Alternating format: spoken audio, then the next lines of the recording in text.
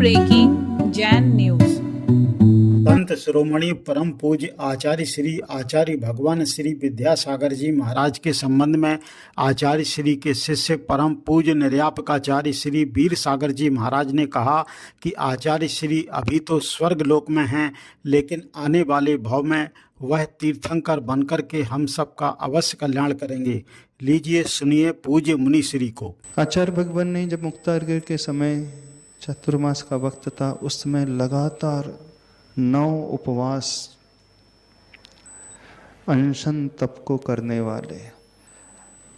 एक होता है व्यक्ति उपवास करके सामान्य से बैठ जाते हैं, लेकिन जो आचार्य होते हैं उपवास तो अपनी आत्मा के लिए करते ही हैं, साथ में संघ का संचालन। उपवास के समय भी बाकायदा प्रातः काल दोपहर को संघ की शिष्यों के लिए क्लास वो लेते ही रहते थे। ऐसा नहीं कि हमने उपवास कर लिया तो अपन बैठ जाएं एकांत में, नहीं। जब वक्त आता तो शिष्यों को पढ़ाने में वे लगे रहते थे। यानी स्वयं आहार नहीं कर रहे हैं, अनशन तप कर रहे हैं, लेकिन अपने पूरे कर्तव्य का पालन कर रहे हैं। शिष्यों को जितना देना, समाज को जितना देना, आत्मा को जितना देना, शक्ति के अनुसार हमेशा वो तप करने वाले। बहिरंग तप तो आचार्य भगवान के प्रसिद्ध हैं ही। दीक्षा लेते ही उन्होंने रस परित्याग कर दिया था, मीठे का त्याग कर दिया था, नमक का त्याग कर दिया था। दुनिया में सब कुछ छोड़ना आसान है, लेकिन नमक को छोड़ना कैसा है?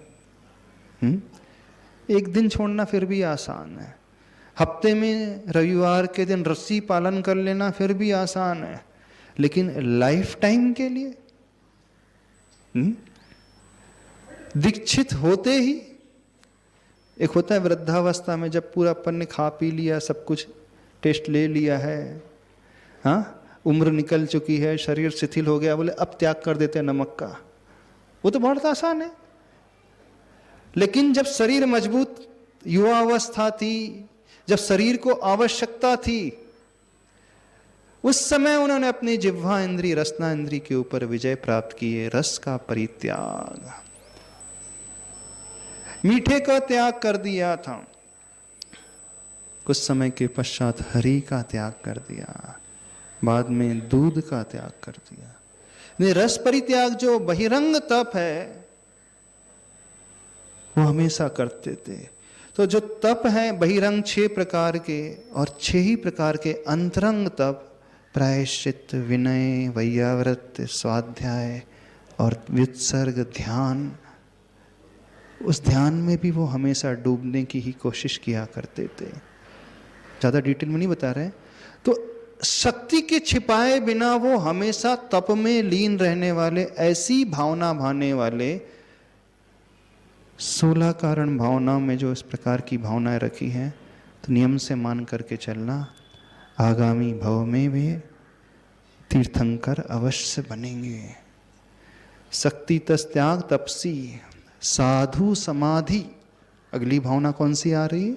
साधु की समाधि। यानी आचार्य भगवान ने अपने जीवन काल में कई साधुओं की संलेखना समाधि कराई, कई प्रतिमाधारी श्रावकों की समाधि कराई, कई ब्रह्मचारी, कई पंडित वर्ग, उनके आशीर्वाद से कई आरिकाओं की, विद्वानों की और महिलाओं जो प्रतिमाधारी है उन्हों की समाधि कराई। यानी सही समाधि जो अंतरंग समाधि होती है वह गुरुदेव ने सिखलाया। समाधि यानी जहाँ कषायों को एकदम क्रश किया जाता है। तो साधु समाधि भावना में भी वो हमेशा रत रहते थे। अगली भावना आती है वैयाव्रत की भावना। आपने वह चित्र अवश्य देखा होगा, जब आचार्य ज्ञान सागर महाराज जी की संलेखना चल रही थी। आचार्य ज्ञान सागर महाराज जी एकदम लेटे थे और आचार्य भगवान 24 घंटे में से 16 घंटे लगातार उनकी सिर्फ वैयावृत्ति ही करते रहते थे। 2-3 घंटे सोते थे, बाकी अपने आवश्यक। और गर्मी के समय 16 घंटे। और ये क्रम 1 दिन का नहीं, 2 दिन का नहीं, लगातार गर्मी भर का चलते रहा था। वृद्धावस्था में जब वो गुरुदेव दादा गुरु पहुंच चुके थे, उस समय वो उनकी वो वैयावृत्ति करते थे।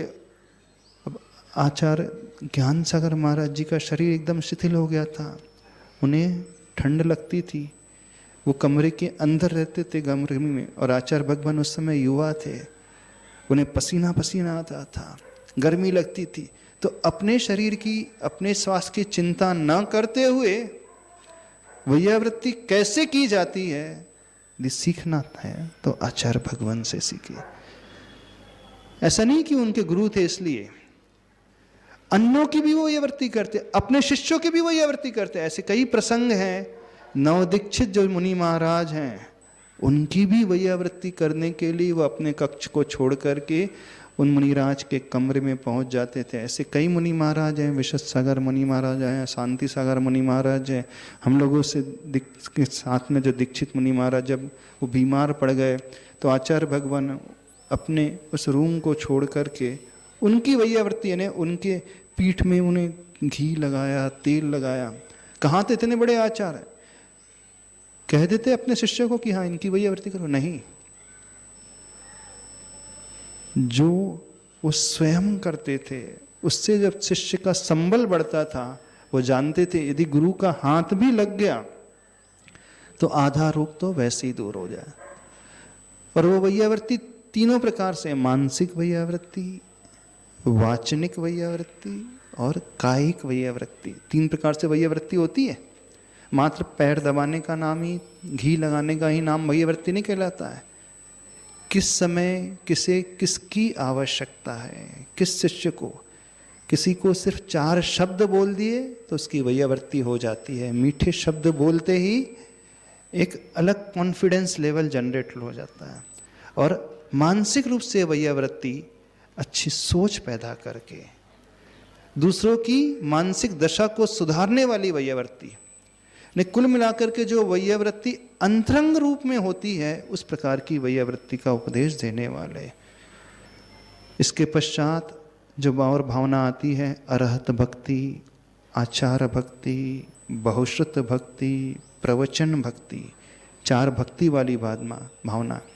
तो आचार्य भगवान का भक्ति का भाव हम सभी जानते हैं। बड़े बाबा के प्रति जो भक्ति की उन्होंने की, कुंडलपुर का जिनालय का निर्माण जो हुआ, इतने सारे क्षेत्रों का निर्माण हुआ, आचार्य भक्ति, अपने गुरु की भक्ति, बहुश्रुत शास्त्रों की भक्ति, आचार्य भगवान ने कई साहित्य का सृजन किया, और प्रवचन भक्ति यानी उस ज्ञान की भक्ति।